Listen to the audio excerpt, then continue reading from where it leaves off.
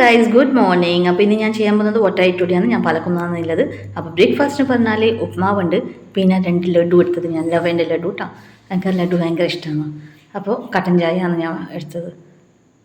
ലഡു പറഞ്ഞാൽ അത് ഇന്നലെ ബേക്കറിയിൽ നിന്ന് കൊണ്ടുവന്നത്. അപ്പോൾ പിന്നെ എനിക്ക് നിർത്തി പൊറുതിയില്ല, അതുകൊണ്ട് ഞാൻ വിചാരിച്ചു രാവിലെ തന്നെ കഴിക്കാം. അങ്ങനെ ഞാൻ 2 ലഡു ഉപ്മാവ് കഴിച്ചു. മമ്മി അവിടെ ഉപ്മാവ് കഴിക്കുന്നുണ്ട്.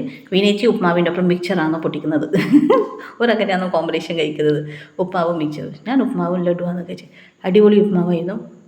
അങ്ങനെ അടിച്ച് മാറ്റി ഞാൻ. അത്രയും എടുത്തത്, ഇതൊക്കെ ഉണ്ടോ, അത്രയേ ഉള്ളൂ. ഡയറ്റാണ് ഞാൻ, ഡയറ്റ്. സ്റ്റിൽ അപ്പുറമുണ്ട്. അതാ വീണേച്ചി മിക്സറെല്ലാം ഇട്ടുന്നുണ്ട് ഉപ്മാവിൻ്റെ ഒപ്പം തിന്നാൻ വേണ്ടി. കട്ടൻ ചായയാണ് കേട്ടോ.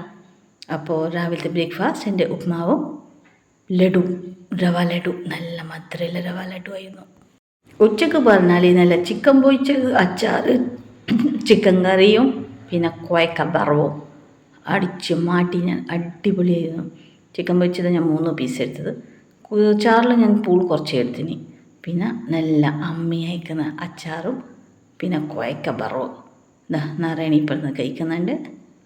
ഇപ്പം എന്താ കൊച്ചട്ടനുണ്ട്. അങ്ങനെ അടിച്ച് കഴിയും. ദോശയാണ് കഴിക്കുന്നത്. വൈകുന്നേരം പറഞ്ഞാൽ പഴംപൊരിയും കട്ട്ലറ്റായിരുന്നു. അത്രയേ ഉള്ളൂ. രാത്രി ഞാൻ വേറെ ഒന്നും കഴിച്ചിട്ട്. ബൈ.